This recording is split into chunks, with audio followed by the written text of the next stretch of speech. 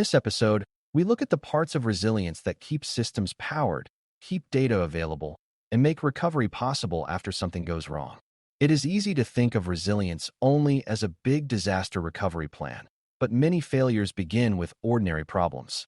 A power outage, a failed power supply, a damaged storage device, a corrupted file, a deleted database table, a ransomware attack, or a backup that does not restore can interrupt the business just as surely as a major disaster.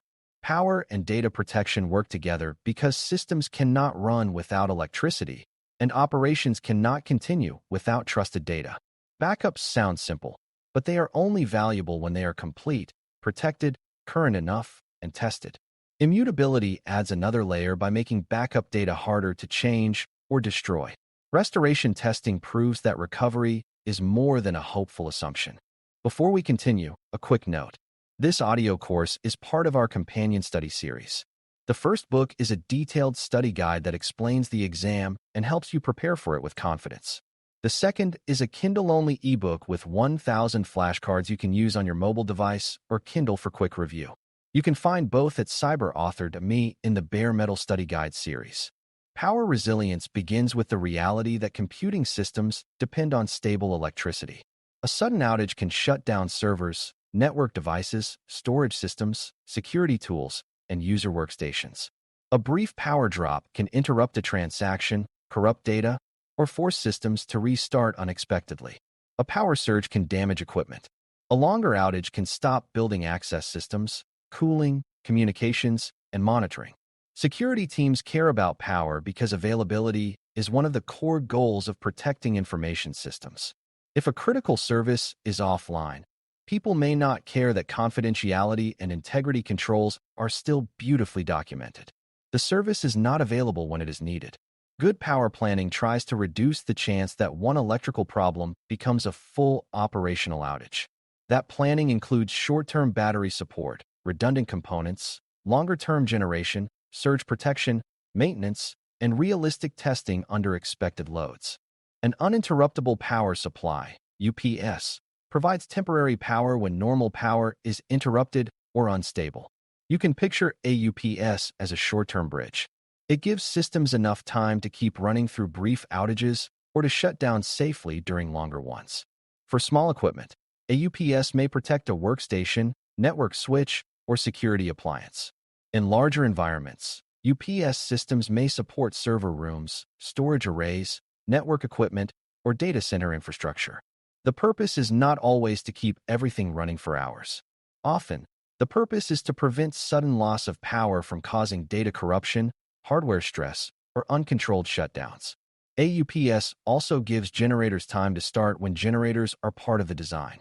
For Security Plus, remember that a UPS is about short-term continuity and graceful transition during power problems.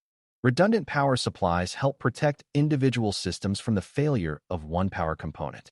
Many servers, storage devices, and network appliances can be built with more than one power supply.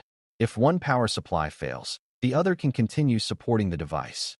In stronger designs, those power supplies may connect to different power circuits so that a single failed circuit does not take down the entire device. Redundancy is valuable because hardware components fail over time. A power supply can burn out, a cable can loosen, a breaker can trip, or a power strip can fail. Without redundancy, one small component may stop a critical system. With redundancy, the failed component can often be replaced while the device keeps running. This does not mean the system is invincible. Redundant power supplies need monitoring, maintenance, and proper connection. If both supplies are plugged into the same failed source, the benefit is much weaker. Generators support longer outages by producing electricity when utility power is unavailable. A generator is not the same kind of control as a UPS. The UPS usually covers the immediate gap, while the generator can provide power for a longer period if fuel, maintenance, and capacity are handled correctly. Generator planning includes knowing what equipment the generator supports, how quickly it starts, how much load it can carry, how long fuel will last, and how fuel will be replenished during a widespread emergency. A generator that works during a calm test may not help much if it has not been maintained, if fuel contracts fail, or if the load is larger than expected. Generators also need safe installation, ventilation, transfer equipment, and testing. They are part of resilience, but they are not magic. They have limits, and those limits need to be understood before an outage occurs. Surge protection guards equipment against voltage spikes. A surge can come from lightning, utility problems, large equipment switching on or off, faulty wiring, or other electrical disturbances. Even when power does not fully go out, unstable electricity can damage sensitive electronics or shorten equipment life. Surge protectors and power conditioning equipment help absorb or manage these spikes before they reach systems. In a home office, this may be as simple as using a quality surge protector for a computer and network equipment. In a business environment, surge protection may be part of building electrical design, data center power distribution, or rack-level protection. This control is easy to overlook because it is not as dramatic as a generator or recovery site. Still, protecting against power quality problems helps preserve availability and hardware reliability. A resilience strategy should consider not only whether electricity exists, but also whether it is stable enough for the equipment. Storage resilience focuses on keeping data available and protected when storage components fail. A storage device can fail physically, a file system can become corrupted, a controller can fail, or a cloud storage service can experience an outage. Organizations often use redundant storage designs, so one failed disk or component does not immediately cause data loss. They may also replicate data to another system, another site, or another region. Storage resilience can support availability, but it should not be confused with backups. Redundant storage may keep a system running when a disk fails, but it may also immediately replicate a bad change, accidental deletion, or ransomware encrypted file. If the main copy becomes damaged and the damage is replicated, redundancy may preserve the problem very efficiently. That is why storage resilience and backups are related but different. Storage resilience helps systems keep operating. Backups help you recover earlier trusted versions. Backups are copies of data made so the organization can restore information after loss, corruption, deletion, damage, or attack. A backup might protect files, databases, virtual machines, application data, configurations, logs, or entire systems. The value of a backup depends on what it includes, how often it is created, where it is stored, how it is protected, and whether it can be restored in time. A backup that misses critical data may give false confidence. A backup stored beside the system it protects may be lost in the same incident. A backup that attackers can delete may not survive ransomware. A backup that takes too long to restore may not meet the business need. You should treat backups as part of recovery capability, not just as stored copies. The organization is not really protecting itself by saying backups exist. It is protecting itself when those backups can support a real recovery. Different backup approaches balance time, storage space, and recovery needs. A full backup copies everything in the selected scope. It can be straightforward to restore, but it may take more time and storage. An incremental backup captures changes since the last backup of any type, which can save space and time during backup creation, but may require multiple backup pieces during restoration.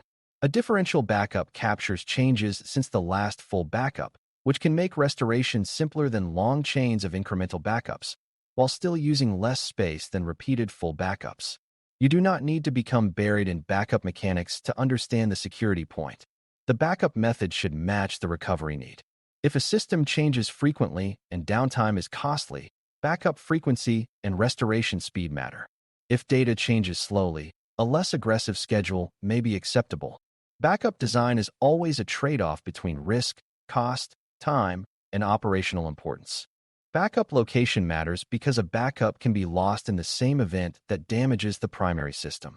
If the only backup is connected to the same network, in the same building, and accessible with the same administrator credentials, the organization may be exposed to fire, theft, flood, ransomware, insider misuse, or accidental deletion. Stronger strategies often include more than one backup copy, with at least one copy separated from the primary environment. That separation may be physical, logical, administrative, or cloud-based, depending on the design. Offline backups are disconnected when not in use. Off-site backups are stored away from the primary location. Cloud backups may provide geographic resilience, but they still need strong identity controls and protection against deletion or account compromise. The main idea is that backup copies should not all fail for the same reason. Separation gives the organization another chance when the primary environment is damaged. Immutability means that backup data cannot be changed or deleted for a defined period, even by accounts that might normally have broad access. Immutable backups are especially valuable in ransomware scenarios because attackers often try to destroy or encrypt backups before demanding payment. If backup copies are mutable, meaning they can be changed, deleted, or overwritten, an attacker with enough access may remove the organization's recovery path. Immutability helps protect that recovery path by locking backup data against alteration during the retention period. This does not mean every immutable backup is automatically safe from every possible problem. The settings must be correct, the retention period must make sense, access must be controlled, and the backup platform itself must be protected. Still, immutability is a powerful concept because it changes the attacker's job. Instead of simply deleting recovery copies, the attacker must overcome protections designed to preserve them. Restoration testing proves whether backups can actually be used. This is one of the most important ideas in the entire topic. A backup that has never been restored is an unanswered question. It may be incomplete, corrupted, encrypted with a lost key, missing dependencies, too old, too slow to retrieve, or incompatible with the current environment. A restoration test takes backup data and confirms that it can be recovered into a usable form. That may involve restoring files, applications, databases, virtual systems, configurations, or full services in a safe test environment. The goal is to find problems before an emergency. A failed test is not embarrassing if it leads to fixing the process. A failed real recovery during an outage is much worse. Restoration testing turns backup from a claim into evidence. It shows whether the organization can recover what it thinks it can recover. Restoration testing should also check whether recovered data is trustworthy and usable. A file that restores but contains old information may not meet the business need. A database that restores but lacks required transaction records may create serious problems. An application server that comes back online but cannot connect to identity services, storage, or network dependencies may not be truly recovered. Recovery is not just copying data back into place. It is restoring a working capability. Testing should ask whether users can access what they need, whether permissions remain appropriate, whether security monitoring still works, whether encryption keys are available, and whether the restored service behaves correctly. This broader view matters because real operations depend on relationships between systems. A backup of one server may not be enough if the application also depends on databases, certificates, configuration files, service accounts, and network rules. Power, storage, backups, immutability, and restoration testing all connect during real incidents. Imagine ransomware affects a file server. Redundant storage may keep the hardware running, but it will not help if the files have been encrypted by the attacker. AUPS may keep systems online during a short power interruption, but it will not restore deleted data. A generator may keep the data center powered, but it will not protect a backup that was never created. Immutable backups may preserve clean recovery points, but the organization still needs to restore them successfully. Restoration testing may reveal that recovery takes longer than the business expected, which may lead to better backup design or more resilient storage. Each control has a role. None replaces all the others. Resilience comes from combining controls so the organization has power, protected data, recoverable copies, and tested procedures. For security plus questions, pay attention to the problem in the wording. If the scenario describes short-term power loss and a need for graceful shutdown or a bridge to generator power, think UPS. If it describes a device continuing to operate after one internal power component fails, think redundant power supplies. If it describes long-term power during a utility outage, think generators. If it describes voltage spikes, think surge protection. If it describes recovery from deleted, corrupted, encrypted, or lost data, think backups. If it describes preventing backups from being altered or deleted during a retention period, think immutability. If it asks how to know whether backups will work, think restoration testing. The exam may present several controls that all sound helpful.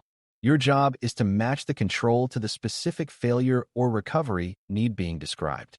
The larger lesson is that resilience has to be proven before the emergency.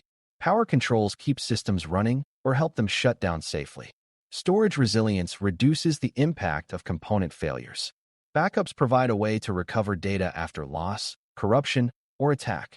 Immutable backups make recovery copies harder to destroy.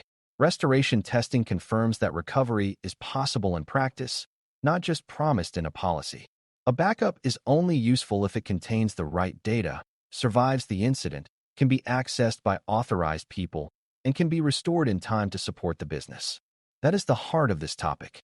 The goal is not to collect resilience buzzwords. The goal is to understand how each control helps the organization continue operating, recover trusted data, and avoid discovering too late that its safety net was never strong enough. Thanks for listening. For more audio courses, daily newsletters, and more, please visit baremetalcyber.com.